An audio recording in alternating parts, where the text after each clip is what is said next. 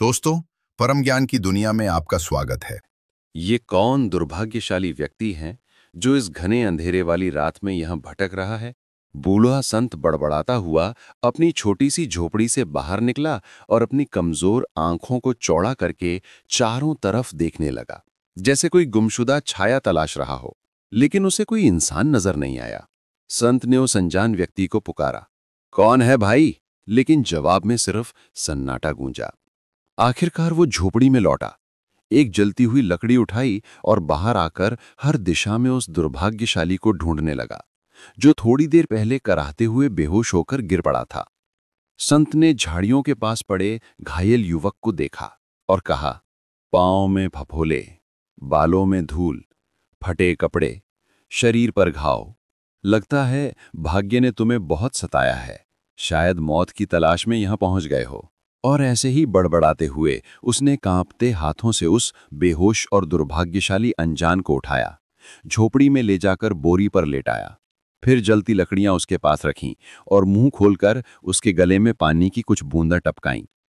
थोड़ी देर बाद युवक को होश आया तो उसने आश्चर्य से इधर-उधर देखा और बोला, मैं कहाँ हूं? तुम कौन हो? मुझे यहां क्यों लाए हो? संत ने उसके बालों में उंगलियां फेरते हुए कहा, तुम क्यों इतने परेशान हो? मैं तो बस एक साधारण इंसान हूं जो दूसरों की मदद करता हूं। युवक के चेहरे पर मौत जैसी पीली छाया थी, आंखों से उदासी टपक रही थी और होंठ सूखकर फटे हुए थे। वो बोलना चाहता था, लेकिन आवाज गले में अटक जाती थी। संत ने उसकी हालत देखी तो सूखी घास की टोकरी से 2-3 जंगली फल निकाले और उनका रस युवक के गले में टपकाया। तब जाकर उसकी आंखों की उदासी थोड़ी कम हुई और उसने उठने के लिए जमीन पर हाथ टिकाया। लेकिन संत ने उसके सीने पर हाथ रखते हुए कहा, तुम लेटे रहो, सुबह तक आराम करो, फिर अपना दुख सुनाना। शायद ये बूढ़ा और गरीब संत तुम्हारे किसी काम आ सके। युवक ने एक लंबी सांस ली और चुप हो गया। परेशानी की आग में नींद कहाँ आती। वो रात भर करवटें बदलता रहा, जैसे कोई तूफान दिल में उमड़ घुमड़ रहा हो। सुबह हुई तो संत अपनी इबादत पूरी करके झोपड़ी से बाहर निकला, जंगल की ताजी हवा में घूमा और युवक के लिए कुछ रसीले जंगली फल, मीठे मेवे इकट्ठे करके लाया। फिर बड़ी ही दया और प्यार से उसे नाश्ता करने पर मजबूर किया, जैसे कोई बाप अपने बच्चे को समझा रहा हो। नाश्ता करते हुए युवक ने धीमी आवाज में पूछा, बाबा, तुमने मुझे क्यों बचाया? मैं तो इसी सोच से जंगल में आया था कि जंगली जानवर मुझे फाड़कर इस दुख भरी जिंदगी से छुटकारा दिला देंगे। और उसके साथ ही उसकी आंखों में आंसू उमड़ आए, जैसे बादल फट पड़े हों। संत ने गंभीर होकर कहा, ऐसी कायरों वाली बातें मत करो। इंसान को हर मुसीबत का डटकर सामना करना चाहिए। तुम भी बहादुर बनो, हिम्मत दिखाओ और हर दर्द को मुस्कुराते हुए सहना सीखो। फिर देखो कितने सुख तुम्हारे भाग्य में छुपे हैं। युवक आश्चर्य से संत का चेहरा ताक रहा था, जैसे कोई नया सबक सीख रहा हो। और संत आगे बोला, जवानी की तकलीफें तो गुजर जाती हैं, लेकिन अगर तुमने उन्हें सहकर निकाल दिया तो बुढ़ापे में चैन की नींद सोओगे। फिर संत ने उसे एक पुरानी कहावत सुनाई, जो इतिहास की गहराई से निकली हुई थी। उसे सुनते ही युवक का उदास चेहरा फूल की तरह खिल उठा, आंखों में नई चमक आ गई और उसने संत का शुक्रिया अदा करते हुए कहा, अब मैं जाकर हर मुसीबत से लड़ूंगा और अपनी जिंदगी को सफल बनाऊंगा।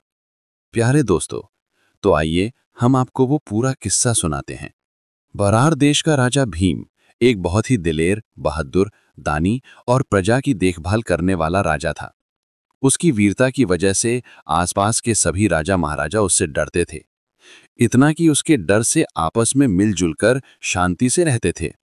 इस राजा के 3 बेटे थे और एक बेटी, जिसका नाम था विमंती। वो 3 भाइयों के बाद पैदा हुई थी, इसलिए पिता को वो सबसे ज्यादा प्यारी थी और वो भी अपने पिता से बेहद प्यार करती थी। नाजों से पली हुई विमंती जब 13 साल की हुई तो राजा ने उसकी सेवा के लिए 100 सहेलियां और दासियां नियुक्त कर दी, जैसे कोई परी को महल में राजकुमारी बना दिया हो। विमंती अपनी दासियों से सेवा लेती, सहेलियों के साथ हंसती खेलती और महल के आंगन में ऐसी चमकती जैसे रात के आसमान में चमकते तारों के बीच सबसे सुंदर चांद मुस्कुरा रहा हो। उसकी हर अदा में राजसी ठाठ था। राजा और रानी अपनी इस लाडली बेटी को निहारते तो उनके चेहरे पर खुशी की लहर दौड़ जाती, जैसे कोई खजाना मिल गया हो। उसी दौर में एक और शक्तिशाली राजा था। नाम था विरासन, जिसका बेटा राजकुमार नल बेहद रूपवान था, ज्ञान और कला में निपुण, सच्चाई का पक्का और बहादुर योद्धा, और उम्र में विमंती से करीब 2-2.5 साल बड़ा। दिन ऐसे ही बीतते गए। दोनों जवानी की दहलीज पर पहुंचे। विमंती की खूबसूरती, दानशीलता और अच्छे स्वभाव की चर्चा पूरे देश में फैली हुई थी, जैसे हवा हर कोने तक उसकी महक ले जाती हो। ठीक वैसे ही राजकुमार नल अपनी योग्यता, ईमानदारी और वीरता के लिए दूर दूर तक प्रसिद्ध था। लोग उसकी बहादुरी की मिसालें देने नहीं थकते। विमंती और नल एक दूसरे की तारीफें सुन सुनकर दिल से चाहने लगे और अक्सर सोचते थे कि काश हमारी शादी हो जाए तो जिंदगी कितनी सुंदर हो जाए। पुराने समय में हिंदू रीति के अनुसार लड़कियां अपना जीवन साथी खुद चुनती थीं। बड़े बड़े राजा महाराजा भी इस परंपरा का पालन करते थे और इसे स्वयंवर कहते थे। राजा विरासन ने अपनी इकलौती और प्यारी बेटी विमंती की शादी के लिए भव्य स्वयंवर का आयोजन किया और देश भर के राजाओं राजकुमारों को निमंत्रण भेजा। जब सभी मेहमान इकट्ठे हो गए तो विमंती हाथ में फूलों की माला लेकर आई और हर एक को ध्यान से देखने लगी, जैसे कोई परी चुनाव कर रही हो। उन मेहमानों में राजकुमार नल भी था। जैसे ही विमंती की नज़र उस पर पड़ी, खुशी से उसके गालों पर लाली दौड़ गई और वो सभी के सामने से गुजरती हुई नल के पास पहुंची, फिर प्यार भरी मुस्कान के साथ माला उसके गले में डाल दी। राजा विरासन ने भी नल की बहादुरी और गुणों की खूब प्रशंसा सुनी थी और मन ही मन चाहता था कि अगर विमंती इसी से ब्याह ले तो कितना अच्छा हो, लेकिन स्वयंवर की रीति के कारण वो खुद कोई दखल नहीं दे सकता था। विमंती ने जैसे ही फूलों की माला नल के गले में डाली, सबसे ज्यादा खुशी राजा विरासन के चेहरे पर छा गई, जैसे कोई लंबी तमन्ना पूरी हो गई हो। बाकी सभी राजा महाराजा और राजकुमार उदास और निराश होकर अपने अपने राज्य लौट गए, जबकि राजा भीम ने अपनी प्यारी बेटी का विवाह राजकुमार नल से धूमधाम से कर दिया और खुशी खुशी अपने वतन रवाना हो गए। ये रिश्ता सबको इतना पसंद आया कि हर तरफ दुआएं गूंजने लगीं, जैसे आकाश भी मुबारकबाद दे रहा हो। शादी के बाद नल और विमंती ने शांति और सुकून भरी जिंदगी शुरू की, जहां हर पल प्यार की महक बिखरती। थोड़े ही समय बाद ईश्वर ने उन्हें 2 प्यारे बेटे दिए और उनकी खुशियों के बगीचे में 2 नन्हे फूल खिल उठे। दोनों बच्चों को गोद में लेकर हंसते, उन्हें प्यार करते, बोलना सिखाते और अपना मन बहलाते, जैसे जिंदगी का हर रंग इन नन्ही मुस्कानों में समा गया हो। राजकुमार नल पर राज्य की कोई जिम्मेदारी नहीं थी, इसलिए वो अपना समय शतरंज खेलने में बिताता और इतना निपुण हो गया कि बड़े बड़े खिलाड़ी भी उसके सामने घबराकर हार मान लेते। लेकिन नल की ये आज़ादी और शतरंज का शौक ज्यादा दिनों तक नहीं चला, क्योंकि उसके पिता राजा विरासन बीमारी के बाद कुछ दिनों में चल बसे और राज्य की बागडोर नल के हाथों में आ गई। राजा नल ने शतरंज से दूर रहकर राज्य के कामों में जी जान से जुट गया, प्रजा की देखभाल की, न्याय किया। आखिर एक दिन पुष्कर नाम का एक व्यक्ति उसके पास आया और शतरंज खेलने पर जोर डालकर उसे मजबूर कर लिया। बाहर से पुष्कर नल का गहरा दोस्त लगता था, लेकिन अंदर से कट्टर दुश्मन था, जो किसी भी तरह राज्य छीनकर खुद कब्जा करना चाहता था। इसलिए उसने नल को जुए की लत में फंसाया।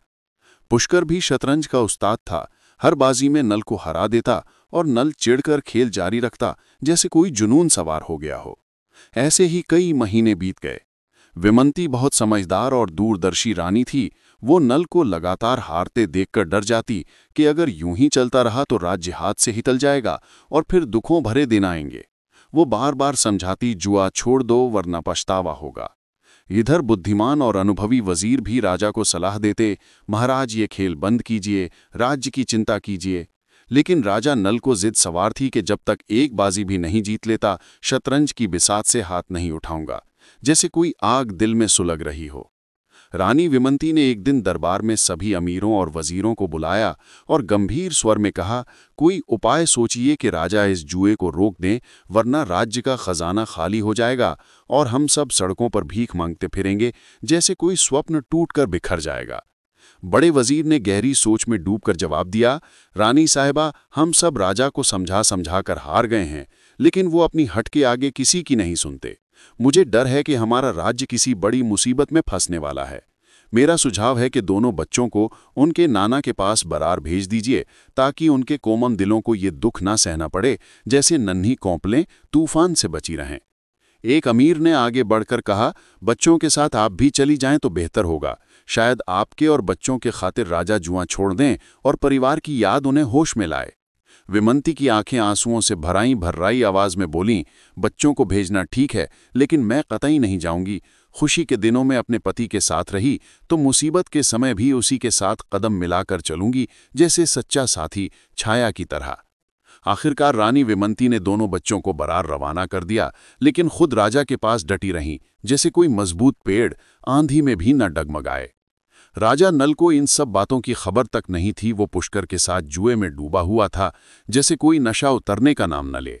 पहले उसने जेवर दांव पर लगाए और हार गया, फिर अपनी और रानी के अनमोल कपड़े गंवाए, घोड़े और हाथी खोए, नकद रुपया जुए की भेंट चढ़ाया, फिर राज्य का सामान हारने लगा, और जब कुछ भी शेष न बचा तो पूरी रियासत भी दांव पर लगाकर सब कुछ उस चालाक और धूर्त पुष्कर को सौंप कर उठ खड़ा हुआ।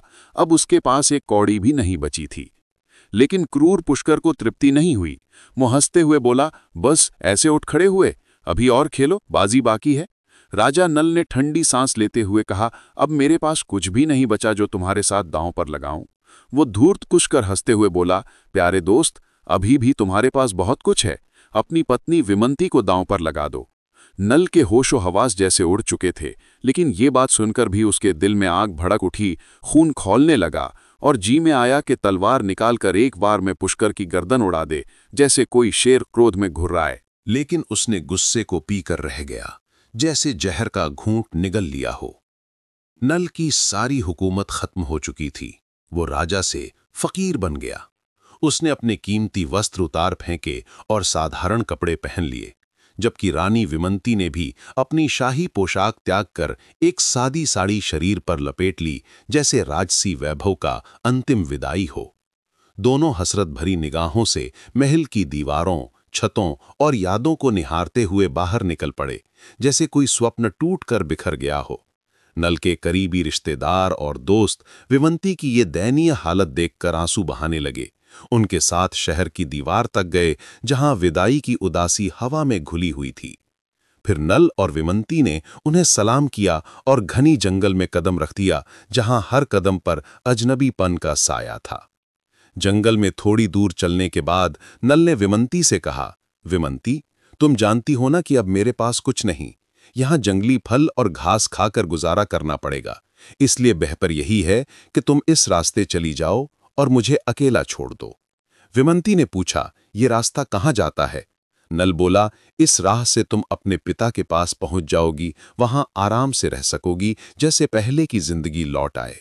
विमंती उसके पैरों में गिर पड़ी और रो रो कर बोली, मेरे सरताज, जिस दिन मैंने स्वयंवर में तुम्हारे गले में माला डाली थी, उसी पल से मैं तुम्हारी हो चुकी हूं। तुम जिस हाल में रखोगे, मैं उसी में खुशी ढूंढ लूंगी। मुझे अलग मत करो, जैसे सच्चा प्यार कभी जुदा नहीं होता। राजा नल खामोश हो गया और दोनों आगे बढ़ते रहे। थकान से पैर लड़खड़ाते आखिर एक ऐसी जगह पहुंचे जहां घने पेड़ों की छाया थी और एक छोटी झूपड़ी भी दिखी, जैसे कोई आश्रय का वरदान मिल गया हो। दोनों थकावट से चूर चूर थे, इसलिए जमीन पर ढेर हो गए। विमंती इतनी ज्यादा थकी हुई थी कि लेटते ही गहरी नींद में डूब गई, जैसे सारी चिंताएं अस्थायी रूप से भुला दी हों। लेकिन नल को मुसीबतों की आग ने नींद हराम कर रखी थी। वो रात भर जागता रहा, जैसे दिल और दिमाग पर गहरा सदमा लग चुका हो। वो कभी दीवाने की तरह विमंती की तरफ देखता, उसकी सांसों को निहारता, और कभी जंगल के खामोश पेड़ों व झाड़ियों की ओर ताकता, जहां सन्नाटा भी डरावना लगता। उसके मन में सैकड़ों विचार एक एक करके उमड़ते घुमड़ते, जैसे तूफान की लहरें, लेकिन मुंह से एक शब्द न निकलता, बस रह रहकर अपनी मूर्खता पर पछतावा करता, जैसे कोई पत्थर सीने पर रखा हो। रात गहराने पर उसे ख्याल आया कि महल में नाजों से पली ये कोमल रानी जंगल की कठोर जिंदगी कैसे सह पाएगी, जहां कांटे और कीड़े मकोड़े भी दुश्मन लगते हैं। फिर सोचा, मैं इसे यहाँ सोते हुए छोड़कर कहीं दूर चला जाऊं। सुबह जब आंख खोलेगी और मुझे न पाएगी तो मजबूर होकर मायके चली जाएगी और इस तरह मुसीबतों से बच जाएगी, जैसे कोई बोझ उतार फेंकूं। ये विचार जल्दी ही पक्के इरादे में बदल गया और वो सीने पर पत्थर रखकर झोंपड़ी से चुपके से बाहर निकल गया। लेकिन थोड़ी दूर जाते ही विमंती की याद ने खींच लिया। जैसे कोई अदृश्य डोर बांधे हो और वो वापस लौट आया। ऐसे ही वो कई बार बाहर निकला, मन में संघर्ष चलता रहा और फिर लौट आया, जैसे दिल और दिमाग की जंग हो। आखिरकार आंसू बहाते हुए कलेजा थामकर उसने पत्नी को एक आखिरी नजर देखा और तेज कदमों से एक दिशा में चल पड़ा, इतनी दूर तक कि अगर दिन की रोशनी भी होती तो वो नजर न आता, जैसे अंधेरे में खो गया हो। सुबह सूरज उगा, जंगल की हर पत्ती, हर शाखा रोशन हो उठी तो विमंती की आंखें खुलीं और अचानक लगा जैसे उसने अपनी सबसे कीमती, जान से भी प्यारी चीज गवा दी हो। दिल में खालीपन का साया छा गया। रात भर डरावने, भयानक सपने देखने से उसकी हालत और बिगड़ गई थी। बार बार मन में डर पैदा होता कि अब और बड़ी मुसीबतें आने वाली हैं, जैसे काला बादल मंडरा रहा हो। वो धूल भरी जमीन पर लेटी करवटें बदलती रही, फिर अपने पति को पुकारा, नल कहाँ हो? लेकिन जवाब में सिर्फ सन्नाटा। घबरा कर उठी, झोंपड़ी के बाहर तलाश किया, जोर जोर से आवाजें दी, लेकिन अगर नल होता तो जरूर पुकारता, उसकी आवाज गूंजती। बेचारी विमंती डर से कांप उठी और जोर जोर से चिल्लाने लगी, ए मेरे मालिक, क्या तुमने सचमुच मुझे अकेला छोड़ दिया? नहीं नहीं, ऐसा कैसे हो सकता? तुम कहीं छिपे हो, जरूर मजाक कर रहे हो। उसकी हालत पागलों जैसी हो गई, जैसे सारा संसार उजड़ गया हो। वो थोड़ी थोड़ी देर बाद पुकारती, नल कहाँ हो? और जब जवाब न मिलता तो फूट फूट कर रोने लगती, सीना पीटती, तुम कितने क्रूर हो, कितने निर्दयी, छिपे बैठे हो और सामने नहीं आते। देखो मैं रो रही हूं, आकर मुझे ढांढस बांधो। मैं कोई शिकायत नहीं कर रही, फिर क्यों छुपे हो? यहां आओ, मुझे अपने चरणों में सिर रखने दो, जैसे पहले रखती थी। उसकी पुकारें जंगल की हवा में गूंजतीं। जमीन और आसमान सब सुनते, लेकिन खामोश रहते, जैसे कोई रहस्य छिपा हो। अगर नल वहां होता तो दौड़ कर आता, गले लगा लेता। आखिरकार वो हाय हाय करती, छाती पीटती हुई जमीन से उठी और इधर उधर भागने लगी, जैसे कोई खोया खजाना ढूंढ रही हो। भूख प्यास से कमजोर शरीर गश खाकर गिर पड़ता, फिर होश आता तो धाड़े मारकर रोती, सिर पीटती, जैसे दुख का सागर उमड़ आया हो। मुसीबतों से घिरी विमंती जंगल में इधर उधर भटक रही थी कि अचानक एक खूंखार अजगर ने उसे घेर लिया। उसकी फूंखार से हवा भी ठंडी हो गई। उसे लगा अब ऐशो आराम के साथ जान भी जाएगी, मौत सामने नाच रही है। वो और जोर से चीखी, ए मेरे मालिक, अब तो आ जाओ, मुझे इस राक्षस से बचा लो। नल तो नहीं आया, लेकिन पास ही शिकार की तलाश में घूमता एक बहादुर शिकारी उसकी चीखें सुनकर दौड़ा और अजगर के हमले से पहले भाला फेंककर उसे मार गिराया, जैसे कोई देवदूत ने रक्षा की हो। इस भयानक जानवर से छुटकारा पाकर विमंती फिर अपने पति की खोज में निकल पड़ी। बेचारी कभी पत्थरों से ठोकर खाकर गिरती, फिर पेड़ का सहारा लेकर खड़ी हो जाती और मन ही मन कहती, मैं अपने प्यारे पति को ढूंढ कर ही दम लूंगी। अगर ना मिले तो इन पेड़ों पत्थरों से सिर फोड़कर जान दे दूंगी, जैसे जिंदगी का कोई मोल न बचा हो। दुखों की मारी विमंती अपने प्रिय की तलाश में भटकते भटकते एक पवित्र और आशीर्वाद वाली जगह पर पहुंच गई, जहां घने पेड़ों के झुरमुट में संतों की छोटी छोटी कुटियां बसी हुई थीं, जैसे कोई शांत आश्रम स्वर्ग का टुकड़ा हो। विमंती भटकते हुए इस आश्रम में पहुंची, जहां संत महात्मा रहते थे, जो दुनिया की माया को त्याग कर भगवान की भक्ति में लीन रहते, दिन रात प्रार्थना करते, जैसे कोई नदी बहकर समुद्र में मिल जाती हो। इन संतों को स्वादिष्ट भोजन से कोई मोह न था। वे सादगी से जीते, कुछ पत्तों को चबाकर गुजारा करते, कुछ सिर्फ पानी पर निर्भर रहते और कुछ हवा के झोंके से ही जीवन चलाते, जैसे प्रकृति ही उनका भोजन हो। विमंती ने यहाँ ठहरना ठीक समझा, और जब उसे लगा कि ये सारे संत ईश्वर के सच्चे भक्त हैं, नेक और पवित्र आत्माएं, तो हिम्मत जुटाकर उनके पास गई, आंसू भरी आंखों से अपने पति का हाल सुनाया और कांपते स्वर में पूछा, हे संतों, मुझे बताओ ना, मेरा प्रिय पति अब किस हाल में है? क्या वह सुरक्षित है? संतों ने अपनी आध्यात्मिक दृष्टि से उसे देखा और शांत स्वर में कहा, हम अपने ज्ञान से बताते हैं बेटी, आने वाले समय में तेरे भाग्य का द्वार खुशियों से खुल जाएगा। तू अपने राजा को सारे दुखों, मुसीबतों और पापों से मुक्त पाएगी। वो जल्द ही अपनी राजधानी लौटेगा, सिंहासन पर विराजेगा और अपने शत्रुओं को उचित दंड देगा, जैसे सूरज बादलों को चीर कर चमक उठेगा। विमंती ने गौर से उनकी बातें सुनी, जैसे कोई अमृत की बूंदें गिर रही हों। फिर उत्सुकता से पूछा, हे संतों, मेरे सुख के दिन कब आएंगे? कब मिलेगा मेरा प्रिय? लेकिन संतों ने मुस्कुराते हुए चुप्पी साध ली, जैसे समय का रहस्य खुद खुलने का इंतजार कर रहा हो। विमंती ने कुछ दिन इन संतों के पास बिताए और इस दौरान संतों ने उसके साथ इतनी दया और करुणा से पेश आए, इतना स्नेह दिया कि उसके घावों पर मरहम लग गया। दिल को अजीब सी सुकून मिला, जैसे कोई गर्म चादर ओढ़ ली हो। आखिरकार वह संतों से विदा ली, आशीर्वाद लेकर फिर पति की खोज में निकल पड़ी। अब विमंती पहले जितनी उदास न थी, लेकिन फिर भी चिंता की डोर बंधी हुई थी। वह धूल उड़ाती, जंगल की खाक छानती फिर रही थी, हर पत्ते, हर शाखा से उम्मीद बांधती। भटकते भटकते वह एक विशाल नदी के किनारे पहुंच गई, जहां सौदागरों का एक बड़ा काफिला रुका हुआ था। ऊंटों की कतारें, माल की बोरियां और थकान मिटाने की हलचल। उस वक्त विमंती का चेहरा भूख, प्यास, थकावट और दुखों की मार से पीला पड़ गया था। बाल धूल से सने हुए, कपड़े फटे पुराने, जैसे कोई भटकी हुई छाया हो। वह काफिले के पास जाकर खड़ी हो गई और एक एक व्यक्ति का चेहरा ध्यान से देखने लगी, जैसे अपने प्रिय को पहचानने की आखिरी कोशिश हो। काफिले वालों ने उसे हैरानी से घूरा, ताज्जुब किया कि यह औरत अचानक कहाँ से आ गई। फिर कुछ ने उसे पागल समझकर छेड़ने लगे, हंसते हुए टोका टाकी करने लगे, जैसे कोई अनजान यात्री हो। कुछ लोग नफरत से मुंह फेर कर चले गए, जैसे कोई अभागी छूत की बीमारी हो। लेकिन कुछ दयालु और समझदार दिलों को उस पर गहरा तरस आया, आंखें नम हो गईं। उन्होंने धीरे से पूछा, बता, तू कौन है? इतनी रात गए किसे ढूंढ रही है, जैसे कोई खोया हुआ सितारा हो। विमंती ने टूटे मन से आंसू पोंछते हुए कहा, मैं एक राजा की बेटी हूँ, एक राजा की बहू हूँ और अब एक बदनसीब, मुसीबतों से घिरी रानी हूँ। मेरे पति पर बुरे दिन आए, सब कुछ हार गए और मुझे अकेला छोड़कर कहीं चले गए। अब मैं उन्हें ही तलाश करती भटक रही हूँ, जैसे सूखी नदी पानी की खोज में हो। काफिले वाले एक दूसरे का मुंह ताकने लगे, हैरानी से सिर हिलाने लगे।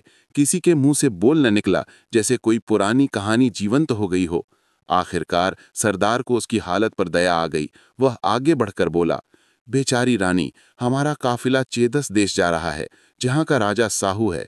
अगर तेरी मर्जी हो तो हमारे साथ चल, शायद तेरा बिछड़ा पति वहां मिल जाए, जैसे कोई चमत्कार हो जाए। विमंती ने इस छोटी सी उम्मीद की किरण पर, जो दिल में जगमगा उठी, उनके साथ जाने को हामी भर दी, जैसे कोई डूबता व्यक्ति सहारा पकड़ ले। सरदार ने उसे मुंह हाथ धुलवाया, गर्म भोजन खिलाया, ठंडा पानी पिलाया और थोड़ी ताकत लौट आई। विमंती काफिले के साथ चेदस देश की ओर रवाना हो गई, जहां हाथी, ऊंट और घोड़े सवारी के लिए थे, इसलिए रास्ता तेजी से कट रहा था। हवा की सरसराहट में उम्मीद की खुशबू थी और विमंती मन ही मन खुश थी कि जल्द मंजिल आएगी, प्रिय से मिलन होगा। रास्ते में काफिले ने एक सुंदर झील के किनारे डेरा डाला। पानी की लहरें चांदनी में चमक रही थीं। सबने खाना खाया, थकान मिटाई और अपने अपने बिस्तरों में लेट गए, नींद की गहरी गोद में समा गए। आधी रात बीतने के बाद हर कोई बेखबर सो रहा था कि अचानक जंगली हाथियों का एक झुंड गुजरने लगा। उनकी बड़ी बड़ी आंखें अंधेरे में चमकीं। जैसे ही उनकी नजर पालतू हाथियों पर पड़ी, वो अपना रास्ता मोड़कर काफिले की ओर बढ़ाए, जैसे कोई युद्ध की घोषणा हो, उन पालतू जानवरों को कुचलने को आतुर। पालतू हाथी और घोड़े उन्हें आते देखकर डर गए, रस्सियां तोड़कर इधर उधर भागने लगे, जोर जोर से चिंघाड़ने और हिनहिनाने लगे, जैसे पूरा जंगल जाग उठा हो। काफिले वाले शोर सुनकर घबराहट में उठे, दिल की धड़कनें तेज हो गईं और जान बचाने को चारों दिशाओं में दौड़ने लगे, जैसे कोई तूफान आ गया हो।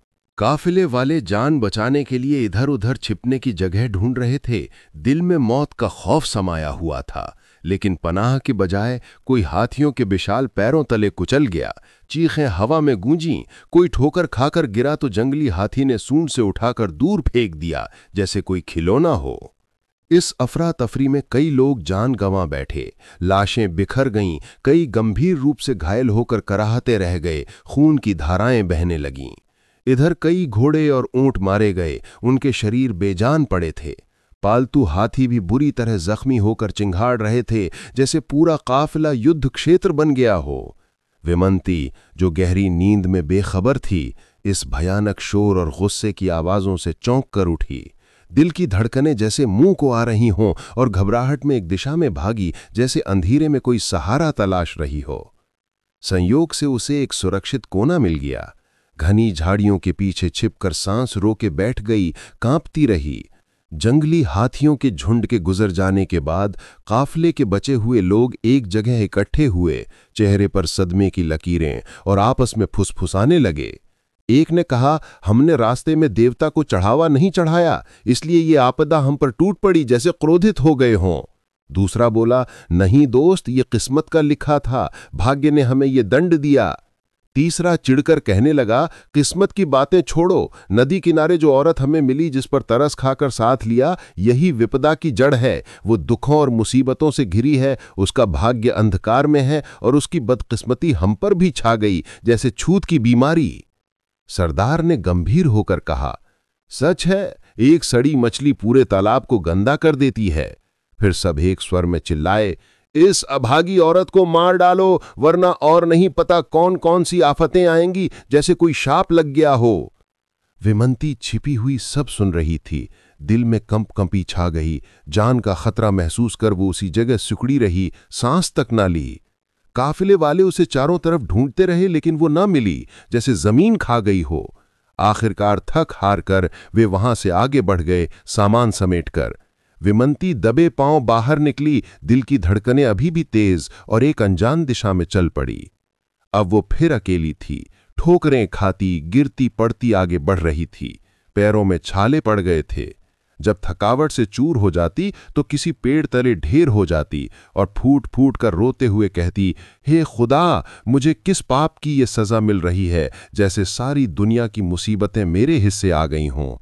विमंती रोते रोते आसमान की तरफ देखकर कहती जा रही थी, मेरे नन्हे बच्चे मुझसे अलग हो गए, जैसे फूल कली से बिछुड़ जाएं। मेरे पति का राजपाट छिन गया, मैं उनसे जुदा हो गई, सारा आराम सुकून जैसे धुएं में उड़ गया। हे ईश्वर, मेरे गुनाह माफ कर दे, मैं इस जंगल में भटक भटक कर थक गई हूं, जैसे कोई पंछी पिंजरे से निकलकर रास्ता भूल जाए। वो ऐसे ही गिरती पड़ती, पैर लड़खड़ाते आगे बढ़ रही थी कि शाम ढलते ढलते दूर शहर की ऊंची दीवारें नजर आईं, जैसे कोई उम्मीद की किरण चमकी हो, और वो खुशी से उत्साहित होकर तेज तेज कदम बढ़ाने लगी। दिल में नई उमंग जागी। ये वही शहर था जहां राजा साहू का शासन था, जिसका जिक्र काफिले के सरदार ने किया था, जैसे भाग्य ने उसे सही राह दिखा दी हो। विमंती अपनी फटी पुरानी धूल से सनी साड़ी को शरीर पर कसकर लपेटे शहर के द्वार से हुई तो राहगीरों ने उसे अजीब निगाहों से घूरा, हैरानी से सिर हिलाया। उसके बिखरे हुए मिट्टी में लिपटे बाल देखकर बच्चे और लड़के चिल्लाने लगे, देखो पागल औरत आई है, और शोर मचाते उसके पीछे दौड़ने लगे जैसे कोई तमाशा हो। विमंती चुपचाप आंसू बहाती रही, जैसे सारी दुनिया की ठोकरें सह रही हो। इसी हालत में भटकते भटकते वो संयोग से राजा साहू के भव्य महल के पास पहुंच गई, जहां झंडे लहरा रहे थे।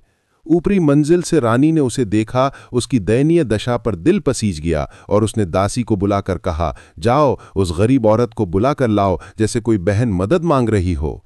दासी ने झांक कर देखा और बोली, रानी साहिबा, ये तो पागल लगती है, देखिए कितने लोग और बच्चे उसके इर्द गिर्द जमा हैं, शोर मचा रहे हैं। रानी ने दृढ़ स्वर में कहा, नहीं, ये पागल नहीं हो सकती, उसके चेहरे पर दुख की गहराई है, जाओ इसे साथ ले आओ। दासी ने सिर झुकाया और जाकर विमंती को अपने साथ ले आई, भीड़ को हटाते हुए। रानी ने उसे गले लगाकर ढागस बांधा, पानी पिलाया, फिर उसकी दुख भरी पूरी कहानी सुनी। हर शब्द पर आंसू छलक आए, दिल हमदर्दी से पिघल गया, जैसे मोम आग में गल जाए। फिर वो उसे राजा के पास ले गई और सारा वृत्तांत विस्तार से सुनाया। आंखें नम थीं। राजा को विमंती की हालत पर बेहद दया आई। उसने तुरंत आदेश दिया कि उसके लिए उत्तम कीमती वस्त्र मंगाए जाएं। कई दासियां और सेविकाएं उसकी सेवा के लिए नियुक्त की जाएं, और रानी से कहा, विमंती का पूरा ख्याल रखना, इसे किसी भी तरह की तकलीफ ना हो, जैसे अपनी बहन समझो। ये वही बरार के राजा भीम की इकलौती और लाडली बेटी थी, जैसे कोई हीरा खान से निकला हो। रानी ने उसे अपनी सगी बेटी की तरह सीने से लगा कर रखा, हर सुख सुविधा दी, प्यार लुटाया, और थोड़े ही दिनों में विमंती का मुरझाया चेहरा फिर से खिल उठा। गालों पर लाली लौट आई, जैसे सूखी नदी में बरसात आ गई हो। लेकिन दिल की गहराई में पति और बच्चों की जुदाई का दर्द अभी भी सुलग रहा था, जैसे कोई घाव भर तो जाए लेकिन निशान रह जाए। राजा भीम को किसी तरह अपनी बेटी का हाल पता चल गया। शायद कोई यात्री ने खबर दी हो, तो उन्होंने बड़ी धूमधाम से रथ और सैनिक भेजकर अपनी प्यारी बेटी को बुलवा लिया, जैसे कोई खोया खजाना वापस मिल गया हो। विमंती मायके पहुंचकर बहुत खुश हुई। माँ बाप की गोद में सुकून की नींद सोई, बच्चों को गले लगाकर आंसू बहाए और आराम से रहने लगी, जैसे पुरानी यादें फिर जीवंत हो गई हों। लेकिन पति की याद बार बार बेचैन कर देती। रातें करवटें बदल बदल कर कटती। वो हर वक्त उनका पता लगाने और उन्हें बुलाने की योजनाएं बनाती, लेकिन नल का कोई अता पता न मिलता, जैसे धुंध में खो गए हों। इधर बेताजो तख्त राजा नल अपनी प्यारी पत्नी को झोपड़ी में अकेला छोड़कर जंगल में भटकता रहा, आवारा की तरह। भूख प्यास से बेहाल होकर गिरता पड़ता, मुसीबतें सहता, ठोकरें खाता हुआ आखिर अयोध्या पहुंच गया। जहां की हवा में भी राजसी ठाठ था, वहां उसने घोड़ों की देखभाल करना, उन्हें रथ में जोतना सीखा, दिन रात मेहनत की और इतनी कुशलता हासिल कर ली कि दूर दूर तक उसकी चर्चा होने लगी, जैसे कोई उस्ताद पैदा हो गया हो। आखिरकार अयोध्या के राजा ऋतुपर्ण ने उसे बुलाया और अपना सारथी नियुक्त कर लिया। नल ने, जो अब रतबान कहलाता था, राजा की इतनी सेवा की, इतनी निष्ठा दिखाई कि राजा उस पर मेहरबान हो गए और बदले में शतरंज की सारी चालें, जुए के सारे दांव पेंच सिखा दिए, जैसे कोई गुप्त खजाना दे दिया हो। थोड़े ही दिनों में नल शतरंज का महारथी बन गया और अब राजा ऋतुपर्ण को भी हराने लगा, जैसे पुरानी कला फिर जाग उठी हो। विमंती ने अपने पिता से कहकर नल की तलाश में हर दिशा में दूत भेजे, लेकिन कहीं पता न चला, जैसे सुई समुद्र में गुम हो। हाँ, जो दूत अयोध्या जाकर लौटता, वो राजा ऋतुपर्ण के सारथी की खूब प्रशंसा करता, उसकी कुशलता की मिसालें देता। रतबान की तारीफें सुन सुनकर विमंती के मन में शक पैदा हुआ। दिल ने कहा कि इतना योग्य सारथी नल के सिवाय कोई और नहीं हो सकता, जैसे कोई पुरानी याद चिंगारी बनकर सुलग उठी हो। धीरे धीरे ये शक पक्के यकीन में बदल गया, जैसे बीज अंकुरित होकर पेड़ बन जाए। और विमंती हर पल यही सोचती रहती कि किसी उपाय से उस रहस्यमयी सारथी को पिता के दरबार में बुलवाए और करीब से देखकर पहचाने कि वो उसका नल तो नहीं, जैसे कोई खोई हुई याद जागृत हो रही हो। उसने कई योजनाएं दिमाग में घुमाईं, रातें जागकर सोचीं, लेकिन आखिर एक ऐसी चालाक तदबीर सूझी कि वो खुशी से उछल पड़ी।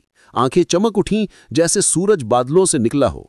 उसने सिर्फ एक दूत को अयोध्या भेजा और पूरे राज्य में ढिंढोरा पिटवाया कि बरार के राजा भीम की बेटी विमंती फिर से स्वयंवर करने वाली है, किसी योग्य वर को अपना पति चुनेगी, क्योंकि उसका पहला पति लंबे समय से गायब है और शायद वो मर चुका हो। जैसे कोई पुरानी किताब का पन्ना पलट दिया हो।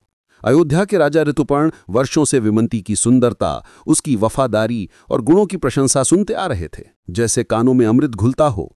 इसलिए मन में लालच जागा कि अगर विमंती मुझे चुन ले तो मेरी किस्मत चमक उठेगी, जैसे कोई ताज हासिल हो जाए। राजा ने अपने सारथी नल को बुलाया और उत्साह से कहा, बरार के राजा भीम की बेटी विमंती कल स्वयंवर करने वाली है, इसलिए मेरी इच्छा है कि तुम रथ हाँक कर मुझे इतनी तेज रफ्तार से ले चलो कि स्वयंवर से पहले ही भीम के दरबार पहुंच जाऊं। मुझे पूरा विश्वास है कि विमंती मुझे ही वर चुनेगी, जैसे भाग्य ने मुस्कुरा दिया हो। ये खबर सुनते ही नल का सिर घूम गया, कलेजा जैसे मुंह को आ पहुंचा। उसकी सारी दुनिया उलट पुलट हो गई। हालत ऐसी कि ना खुशी ना गम, जैसे मुसीबत खुशी के साथ, अंधेरा रोशनी के साथ, सर्दी गर्मी के साथ, मौत जिंदगी के साथ और बीमारी स्वास्थ्य के साथ आती हो। उसने दिलो जिगर को छलनी कर डाला, जैसे कोई तीर सीने में उतर गया हो। नल सिर पकड़कर फर्श पर धम से बैठ गया, आंखें पथरा गईं और सोचने लगा कि विमंती ने मेरे गायब होने से क्या निष्कर्ष निकाला और कितना गलत कदम उठा लिया। लेकिन इसमें मेरा भी दोष है। मैंने उसे अकेला क्यों छोड़ा, और छोड़ा तो बाद में अपनी कुशलता की खबर क्यों ना दी, जैसे कोई कायर भाग गया हो।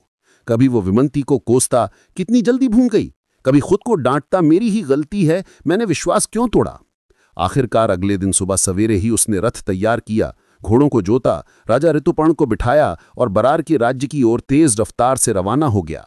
विमंती महल की ऊंची छत पर खड़ी थी, दिल में बेसब्री की लहरें उमड़ रही थीं, जैसे कोई तूफान आने वाला हो, और वो उस रहस्यमयी सारथी का इंतजार कर रही थी। हर पल आंखें दूर क्षितिज पर टिकी हुई थीं। अचानक कानों में रथ के पहियों की तेज गड़गड़ाहट गूंजी, जैसे बादलों की गरज। तो उसके मन में शक का साया छा गया, कहीं ऐसा ना हो कि सारथी कोई और हो। अगर ऐसा हुआ तो सब कुछ व्यर्थ हो जाएगा, जैसे सारा सपना चूर चूर हो जाए। उसने एक बार आसमान की ओर नजर उठाई, हाथ जोड़कर प्रार्थना की कि हे ईश्वर, मेरी मदद कर, मेरे बिछड़े साथी को मुझसे मिला दे, जैसे कोई चमत्कार हो जाए। फिर जल्दी से एक दासी को बुलाया और उत्सुकता से पूछा, बता, क्या तुझे यहां से सारथी का चेहरा साफ दिख रहा है?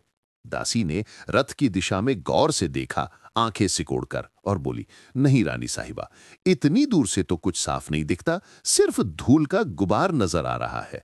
विमंती ने खुद झरोखे से झांककर कोशिश की, गर्दन आगे बढ़ाई, लेकिन सारथी की शक्ल तक नजर न आई, सिर्फ रथ की छाया धुंधली सी। आखिरकार दासियों के साथ वो तेजी से सीढ़ियां उतरकर नीचे दौड़ी गईं, सांसें फूलती हुईं और रथ के आने का इंतजार करने लगी, जैसे कोई बहुप्रतीक्षित पल आया हो। दासियां पास खड़ी थीं कि शोरगुल की आवाजें कानों में पड़ी, घोड़ों की हिनहिनाहट, पहियों की चरमराहट, और विमंती खुशी से उछल पड़ी। इधर उधर भागकर देखने लगी, कब दिखेगा वो चेहरा, कब पता चलेगा सच। प्यारे दोस्तों, विमंती ने सारथी को बुलाने की जो चालाकी भरी योजना अपनाई थी, उसका राज सिर्फ विमंती और उसकी मां को था, किसी और को कानों कान खबर न थी, जैसे कोई गुप्त रहस्य छिपा हो। इसलिए राजा भीम अयोध्या के राजा ऋतुपर्ण को देखकर हक्के बक्के रह गए, जैसे कोई अनपेक्षित मेहमान आधम का हो। ऋतुपर्ण और सारथी ने जब देखा कि वहां स्वयंवर की कोई तैयारी नहीं, न माला न मेहमानों की भीड़, तो वे भी हैरान और घबरा गए, लेकिन शर्मिंदगी के मारे मुंह बंद रखा, जुबान पर ताला लगा लिया, जैसे कोई गलती हो गई हो। राजा ऋतुपर्ण भीम के महल में मेहमान बनकर ठहर गए, सम्मान के साथ, जबकि सारथी महल से बाहर नौकरों के बीच रहा। इधर विमंती उसे करीब से देखने और पहचानने को बेचैन थी, दिल की धड़कनें तेज, जैसे कोई रहस्य खुलने वाला हो। आखिरकार उसने एक चतुर दासी को उसके पास भेजा, बातचीत करने के बहाने, ताकि वो उसकी बोलचाल का लहजा, हरकतें, आदतें सब नोट करके लौटे और विमंती उन संकेतों से अंदाजा लगा ले कि क्या ये सारथी उसका प्यारा नल ही है या कोई और, जैसे कोई पहेली सुलझने वाली हो। दासी लौट कर आई और उत्साह से नमक मिर्च लगाकर ढेर सारी बातें सुनाने लगी, जैसे कोई कहानी को रंगीन बना रही हो। लेकिन उनमें इतना अतिशयोक्ति थी कि विमंती को सच्चाई का सही पता न चल सका। मन में और उलझन बढ़ गई, जैसे धुंध और गहरा हो। उसने सोचा और उपाय, फिर अपने दोनों नन्हे बच्चों को बुलाया, दासी को सौंपते हुए कहा, इन्हें साथ ले जाओ और सारथी को गौर से देखना, वो इन बच्चों के साथ कैसा व्यवहार करता है, जैसे कोई पिता का दिल पहचान जाए। विमंती मन ही मन तर्क कर रही थी कि अगर सारथी सच में नल है तो बच्चों को देखते ही उसका दिल पिघल जाएगा, आंखें नम हो जाएंगी और खुद को छिपा ना पाएगा, भावनाएं उमड़ आएंगी, वरना मेरा अनुमान गलत साबित हो जाएगा, जैसे कोई परीक्षा हो। दासी बच्चों को हाथ पकड़कर नल के पास ले गई, हाथों में उनके नन्हे हाथ जैसे कोई खजाना ले जा रही हो। जैसे ही नल की नजर उन पर पड़ी, उसने तुरंत पहचान लिया, दिल में बिजली सी कौंध गई और वो उन्हें सीने से लगा लिया, जैसे खोया हुआ हिस्सा वापस मिल गया हो। फिर फूट फूट कर रोने लगा, आंसू की बाढ़ आ गई। गुजरा हुआ राजसी जीवन याद आ गया, महल की चमक, बच्चों की हंसी, सुख के दिन, और सोचने लगा, अगर मैं अपनी राजधानी में होता तो इनकी शिक्षा दीक्षा कितनी शानदार करता, उन्हें गोद में खिलाता। लेकिन बदकिस्मती ने मुझे इस लायक भी न छोड़ा कि इनकी छोटी सी सेवा कर सकूं, जैसे कोई राजा से भिखारी बन गया हो। दासी खड़ी खड़ी ये भावुक दृश्य देखती रही, हैरान होकर। फिर धीरे से पूछा, सारथी, तुम इन बच्चों को देखकर क्यों रोने लगे, जैसे कोई पुराना दर्द जाग उठा हो? नल ने आंसू पोंछते हुए कहा, कुछ नहीं, तुम इन्हें यहां से ले जाओ। इन मासूम चेहरों को देखकर मुझे अपने बच्चों की याद सता रही है, दिल छलनी हो रहा है। दासी ने उत्सुकता से पूछा, तुम्हारे बच्चे कहाँ हैं, क्या हुआ उन्हें? नल ने सिर झुकाकर गहरी सांस लेते हुए कहा, बहुत समय हो गया, वे मुझसे अलग हो चुके हैं। हे भगवान, मुझे मत छेड़ो, बस इन बच्चों को ले जाओ, जैसे कोई घाव फिर से कुरेदा जा रहा हो। दासी ने प्यार से बच्चों के कंधों पर हाथ रखा और उन्हें खींचने लगी, लेकिन बच्चे कहाँ मानने वाले। उनके छोटे पैर जैसे जम गए हों, एक कदम चलते और रुक जाते, बार बार मुड़कर सारथी को देखते, आंखें जिज्ञासा और प्यार से भरी, जैसे कोई अजनबी अपना लग रहा हो। आखिरकार दासी ने मीठी मीठी बातें करके लाड लड़ाकर उन्हें विमंती के पास ले गई और सारी सच्चाई विस्तार से बयान कर दी, हर भाव, हर आंसू का जिक्र। ये सुनकर विमंती को पक्का यकीन हो गया कि सारथी के भेष में उसका प्यारा पति नल ही छिपा है, कोई दूसरा नहीं हो सकता। जैसे सारी पहेली सुलझ गई हो, दिल में खुशी की लहर दौड़ गई। विमंती फिर गहरी सोच में डूब गई। मन में उधेड़ बुन चल रही थी कि नल से मिलने की क्या चालाक योजना बनाए, जैसे कोई जटिल गुत्थी सुलझानी हो। लेकिन घंटों दिमाग लड़ाने के बाद भी कुछ सूझ ना पड़ा, सिर चकरा गया। आखिरकार वो अपनी माँ के पास पहुंची, गोद में सिर रखकर बैठ गई, जैसे बचपन की तरह सुकून ढूंढ रही हो। माँ ने उसका उदास, गमगीन चेहरा देखा, आंखों में चिंता की लकीरें पढ़ी और प्यार से पूछा, बेटी क्या बात है, ये परेशानी का बादल क्यों छाया है? विमंती ने भर्राई आवाज में कहा, माँ मैं पर्दे के पीछे से सारथी से मिलना चाहती हूँ, अकेले में, बिना किसी को पता चले। माँ ने उसके सिर पर हाथ फेरते हुए मुस्कुराकर कहा, अरे ये भी कोई बड़ी बात है, जैसे कोई मुश्किल हो।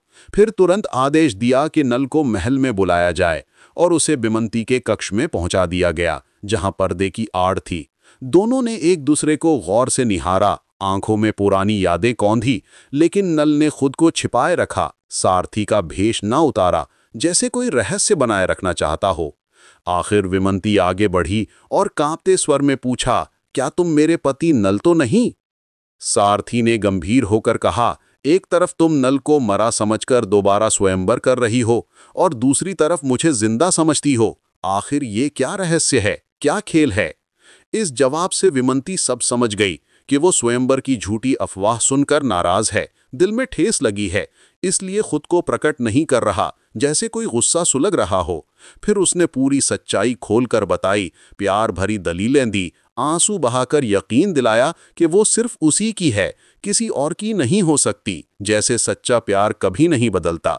अब नल का दिल पिघल गया, वो विमंती को गले लगाकर खूब रोया, आंसुओं की बाढ़ आ गई, जैसे वर्षों का बंध टूट गया हो। राजा भीम को जब पता चला कि अयोध्या के राजा का सारथी उनका दामाद नल ही है, तो दौड़ते हुए आए, उसे सीने से लगाकर बोले, बेटा फिक्र मत करो, आराम से यहाँ रहो, जैसे अपना घर हो। नल को क्या इनकार होता, वो राजा भीम के महल में ठहर गया, परिवार की गर्माहट में। थोड़े दिनों बाद नल ने राजा भीम से बहुत सा कीमती सामान, रथ और सैनिक लिए, अपनी पत्नी और बच्चों के साथ अपनी राजधानी पहुंचा और पुष्कर के सामने जाकर कहा, आज मैं अपना अनमोल मालस बाब और अपनी प्यारी पत्नी दांव पर लगाने आया हूं, क्या तुम जुआ खेलोगे और अपनी रियासत दांव पर रखोगे? पुष्कर को कहाँ पता था कि नल ने अयोध्या के राजा से शतरंज के बड़े बड़े दांव पेट सीख लिए हैं। वो तुरंत राजी हो गया, लेकिन पहली ही बाजी में अपनी पूरी रियासत हार बैठा, जैसे सब कुछ हाथ से फिसल गया हो। राजा नल ने दुश्मनी का बदला लेने की बजाय उदारता दिखाई, उसे तोहफे देकर विदा किया और रानी विमंती और बच्चों के साथ पहले जैसी सुखी राजसी जिंदगी शुरू कर दी, जैसे कोई परी कथा पूरी हो गई हो। प्यारे दोस्तों, कहानी अच्छी लगी हो तो लाइक जरूर करें, चैनल को सब्सक्राइब कर लें।